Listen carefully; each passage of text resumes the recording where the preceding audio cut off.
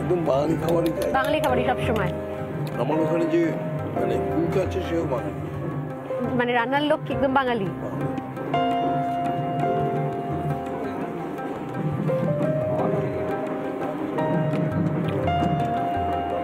প্রচুর কিছু বানিয়ে ফেলেছে তো এরা এত কম সময়।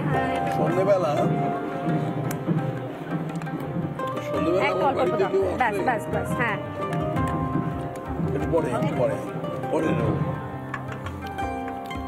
প্রতিটা ক্ষেত্রে শুনছি একটু পরে, মানে এটাই তার মানে অভ্যেস আপনার যে এক এক করে, তাই না, একটু একটু করে রসিয়ে খাওয়া।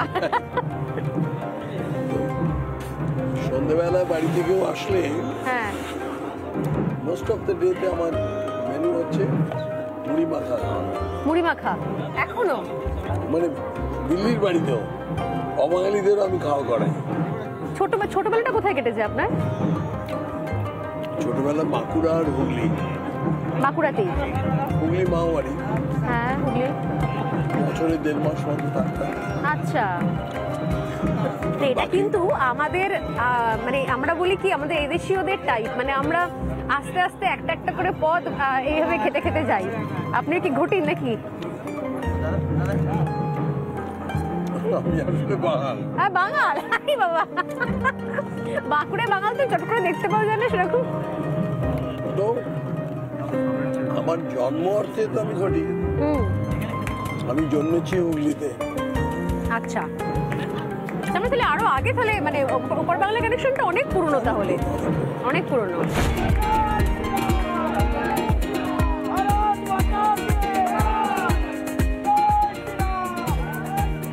প্রচারে এগোচ্ছে এবং প্রচারের রথ এগোচ্ছে।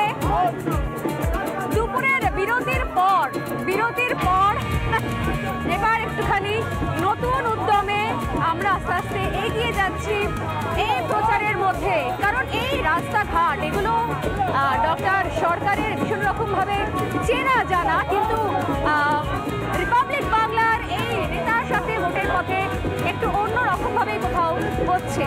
বাঁকুড়া নিয়ে মমতা বন্দ্যোপাধ্যায় বারবার বলছেন যে সবটাই নাকি মমতা বন্দ্যোপাধ্যায় সরকার কাজ করেছে, এখান থেকে মানুষ ঢেলে ভোট দিয়েছে পদ্মফুলকে, কিন্তু সাংসদকে নাকি দেখতে পাওয়া যায়নি। মারাত্মক অভিযোগ এতদিন বাদে করছেন মমতা বন্দ্যোপাধ্যায়, কি বলবেন? উনি চিরকাল অসত্য কথা বলায় অত্যন্ত পটু। এখান থেকে বাঁকুড়ার লোকজন বিরোধী শিবিরকে সিলেক্ট করে নিয়েছে, একদম ভোট দেওয়া হয়েছে, সেই জন্য কি কোথাও তার মাসুল গুনতে হয়েছে বাঁকুড়ার লোকেদেরকে, খেসারত দিতে হয়েছে? সেটা তো একটা আছে, কিন্তু সেটাই সব কথা নয়। এই সরকারের রাজ্যে বিভিন্ন ক্ষেত্রে লোক নিয়োগের ক্ষমতা নেই।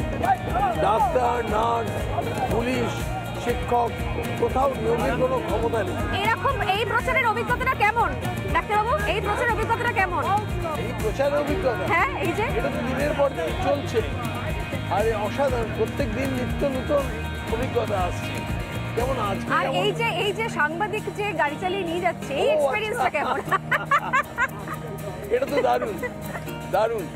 তারপরে বিশেষ করে স্বর্ণালী চালাচ্ছে। একটু প্রাণের ভয় করছিল কি যে মানে কি যে হবে? না না, আমি সেটা ভয় পাইনি। তার কারণ স্টিয়ারিং এ বসার ভঙ্গি দেখে আমি বুঝতে পেরেছি ইনি চালাতে পারবেন, এই বিশ্বাস আমার হয়েছে।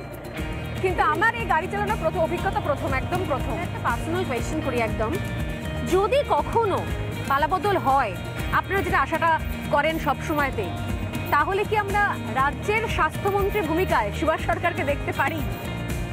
একদম পার্সোনাল কোয়েশ্চেন, কিন্তু এই প্রচার থেকে না মানে করেই পারলাম না। এরকম ভাবি না, তার কারণ আমাদেরকে দল যখন যে দায়িত্ব দেয়, মানে এটুকু তো নিশ্চিত যে আপনাদের সরকার আসলে একই জন, তিনি স্বাস্থ্যমন্ত্রী, তিনি মুখ্যমন্ত্রী, তিনি পুলিশ মন্ত্রী।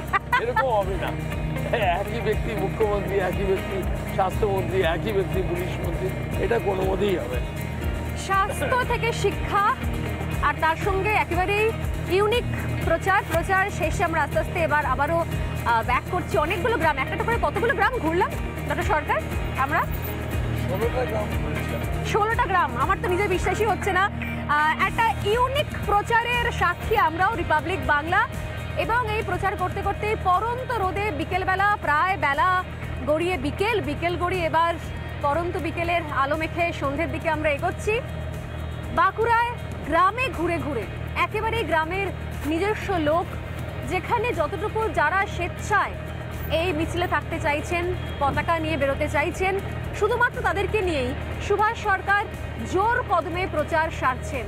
শুধুমাত্র এইভাবেই গ্রামের রাস্তা পেরিয়ে একটু একটু করে একটা একটা করে গ্রাম ঘুরে বেড়ানো এবং সেখানকার মানুষের সঙ্গে কথা বলা, যেটা শুরুতেই বলছিলেন, আবারও বলি একবার, সেটা হচ্ছে পার্সোনাল যোগাযোগ, অর্থাৎ একান্ত ব্যক্তিগত স্তরের কথা। আর তার সঙ্গে এখনো যদিও পেশা নেই, কিন্তু রিপাবলিক বাংলার সাক্ষী থাকলো, ডাক্তারিটা চলছে, ডাক্তারিটা চলছে।